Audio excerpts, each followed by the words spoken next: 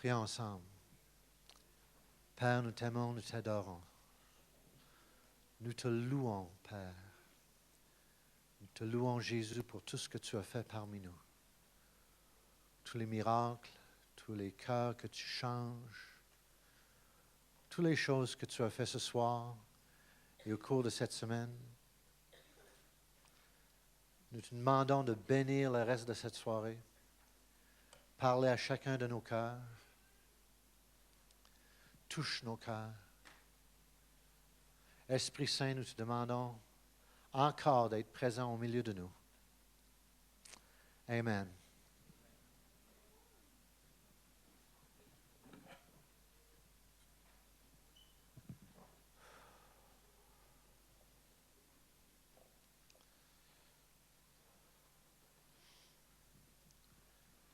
À l'âge de 17 ans, on m'a envoyé dans un asile psychiatrique alors que je souffrais de la schizophrénie. À ce point-là, j'avais été diagnostiqué avec une psychose aiguë, une schizophrénie aiguë. J'avais 3 personnalités différentes. Il y a des fois, je me prenais pour Jésus. Il y a des fois, je me prenais pour un chanteur vedette du nom de Neil Young. Et lorsque je me suis pris pour Jésus, j'ai invité tous mes amis chez nous pour le dernier repas du Seigneur. Je n'avais pas de pain ni de vin, mais j'avais de la pâte à la viande et du ketchup. Je leur ai donné chacun un morceau de pâte à la viande et chacun un peu de ketchup. Et je leur ai dit de faire cela en mémoire de moi. Et après ça, je leur ai donné ma première prophétie. Je leur ai dit qu'ils allaient tous m'abandonner. Et 5 minutes plus tard, cette prophétie était déjà réalisée.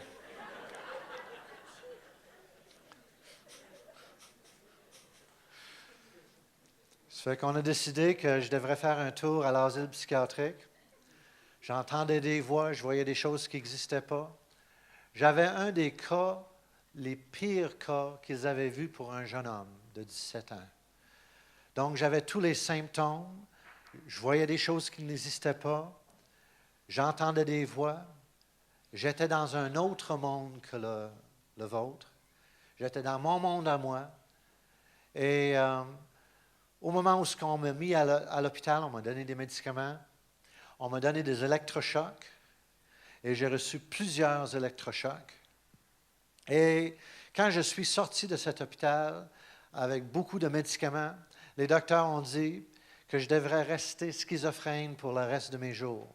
Il n'y a aucune solution pour ceux qui ont la schizophrénie. Il n'y a aucune guérison possible selon la médecine de nos jours. Et 4 ans plus tard, j'ai fait une autre crise majeure. À ce point-là, la schizophrénie s'est aggravée. Je voyais des caméras qui me suivaient partout. On était toujours en train de filmer ma vie. Je pensais que j'étais dans un documentaire continuel où est-ce que j'étais la vedette principale et où est-ce qu'il y avait du monde qui me filmait tout le temps. Et lorsque j'ai rencontré le docteur à ce point-là, le docteur a dit, « Bob, un jour, et il l'a dit aux membres de ma famille aussi, Bob, un jour, va être obligé de revenir à l'hôpital pour le reste de ses jours parce qu'il a un très grave cas de schizophrénie. » Et c'est alors que je marchais dans la rue, durant cette année qui suivait. Je marchais dans la rue, je pensais à tout ce qui m'était arrivé. Je pensais à ma famille, au fait que j'avais été élevé dans une école privée en Angleterre et que normalement j'aurais dû devenir un juge ou un médecin, un avocat. J'avais toutes les qualités, j'avais toute l'éducation qu'il fallait et je réalisais que j'avais tout gâché et j'ai réalisé que j'étais tout seul. Il n'y a plus personne qui voulait être mon ami. J'avais plus d'amis. J'avais plus personne qui me comprenait. J'avais l'impression d'être totalement incompris. J'avais une peur et une angoisse profonde qui m'a saisi. J'avais peur de retourner à cet hôpital où il y avait des barreaux dans les fenêtres, où je ne pouvais pas sortir. Et les électrochocs étaient pires que la torture. Être dans un asile psychiatrique et recevoir des traitements électrochocs, c'est pire que d'être dans une prison. C'est comme d'être dans un camp de concentration. À tous les jours, à tous les 2-3 jours, je recevais ces électrochocs. Ils me causaient des douleurs incroyables. Je sortais de là, mon visage était rouge, le reste de mon corps était blanc. J'entendais bourdonner pendant 24 à 48 heures, un bourdonnement continuel dans mes oreilles et dans mon cerveau. Les électrochocs m'ont causé de perdre la mémoire de mes habiletés. J'étais un musicien assez agile, même à l'âge de 17 ans. Et j'ai perdu la capacité de jouer ma guitare. Personne ne voulait se tenir avec moi. J'avais l'impression d'être totalement abandonné de tout le monde. J'avais l'impression d'être tout seul. Je ne voyais plus d'espoir pour le futur. J'avais perdu l'espoir de vivre. Et une bonne journée, je marchais dans la rue avec un sens de désespoir complet, un sens que j'avais plus le goût de vivre une journée de plus. Et je pleurais, il y avait des larmes qui me coulaient dans les yeux. Et alors, il y a une fille qui est venue me voir, elle me dit, « Bob, il y a quelqu'un qui peut t'aider. Il y a quelqu'un qui t'aime comme tu es. Il y a quelqu'un qui te comprend. Et il y a quelqu'un qui veut être ton ami. » À ce point-là, je l'ai écouté et je lui ai dit, « C'est qui? » Elle me dit, « C'est Jésus. » Alors, j'ai dit, « Non, non, non, ça ne va pas là. Avant, c'était moi Jésus. Tu penses-tu que je vais aller voir le docteur puis je vais lui dire, avant j'étais Jésus, maintenant je l'ai rencontré? »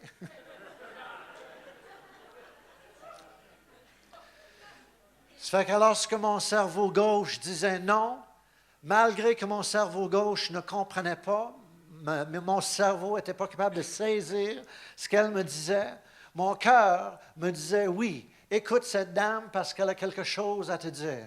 Tu vois, en tant que schizophrène et sous l'effet de médicaments très forts, je n'étais pas en mesure de saisir tout ce qu'elle me disait. Et malgré que vous avez toutes vos facultés, c'est déjà assez dur de comprendre l'Évangile lorsqu'on n'est pas chrétien.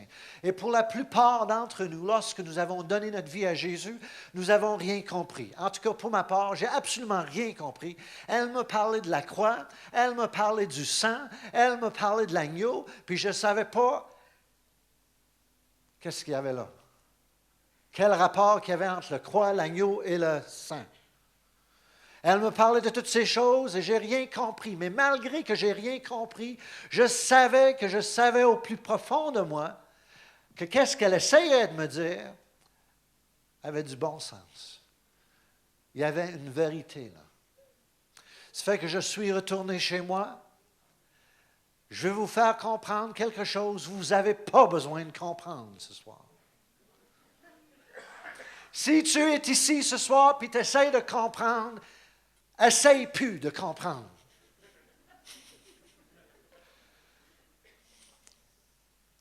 Ferme le cerveau gauche et écoute avec ton cœur.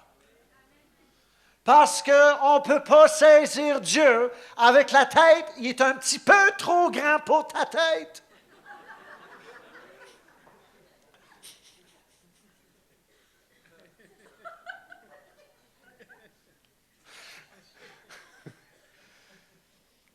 Ça fait que je suis retourné chez moi, puis mon cœur était un peu bouleversé. Merci. Si vous voulez m'aider, vous avez bien. Des fois, je perds des bouts. Si je perds le bout complètement, vous pouvez me remplacer.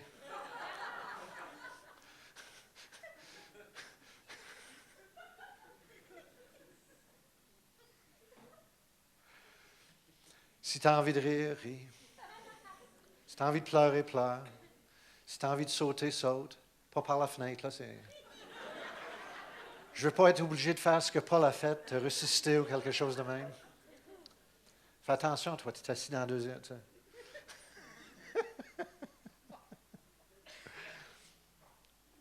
Et je suis retourné chez moi et j'ai crié à Dieu, j'ai dit, écoute, là, si tu existes, j'ai besoin de toi maintenant. Et tout à coup, lorsque j'ai crié à lui, il y a une paix qui est rentrée dans ma chambre. Je n'avais jamais connu cette paix auparavant. Cette paix m'a entouré. Je me suis senti entouré, comme si deux grands bras m'ont entouré. Laisse-moi te dire, je ne les ai pas vus, parce que depuis ce temps-là, je n'ai rien vu. J'ai plus entendu de voix. Je me suis plus pris pour quelqu'un d'autre. Mais tout simplement, cette paix était là. Sans que je voie Dieu, je savais qu'il était là dans ma chambre avec moi. Et cette paix m'a entouré. Et il m'a pris. Et je savais que Dieu m'aimait. Je ne comprenais pas comment qu'un Dieu si grand pouvait m'aimer. Mais je vais vous faire comprendre qu'il n'y a rien à comprendre. Tu ne peux pas comprendre l'amour de Dieu. L'amour de Dieu surpasse toute compréhension. Et je ne pouvais pas comprendre pourquoi que Dieu a regardé un misérable fou comme moi. Mais il s'est tourné vers moi. Il a mis ses bras alentour de moi et il m'a aimé. Et son amour a banni la crainte. Et son amour a banni les voix. Et sa paix a ramené mes pensées en lui. Et dans sa paix, j'ai été guéri. Et je me suis relevé de cette expérience. Et je suis retourné voir le docteur. Et le docteur me dit, Bob, il y a quelque chose de spécial qui s'est passé avec toi. Il dit, il y a un changement, tu as de l'air paisible. Il dit, les médicaments que je te donne, la chromazatine, comment vous le dites en Suisse? Nous autres, c'est le Largatil. Chlorazine. En Suisse, le Largatil, c'est le chlorazine. Donc, la chlorazine, ça donne des effets secondaires de la maladie Parkinson. Et je tremblais tout le temps. Et il m'a dit, écoute, est-ce que tu prends tes médicaments parce que tu ne trembles plus? Je dis oui, je n'ai pas arrêté mes médicaments, je n'arrêterai jamais mes médicaments, à moins que tu me le dis. Il dit, mais c'est incroyable, mais tu ne trembles même pas sous l'effet de tes médicaments.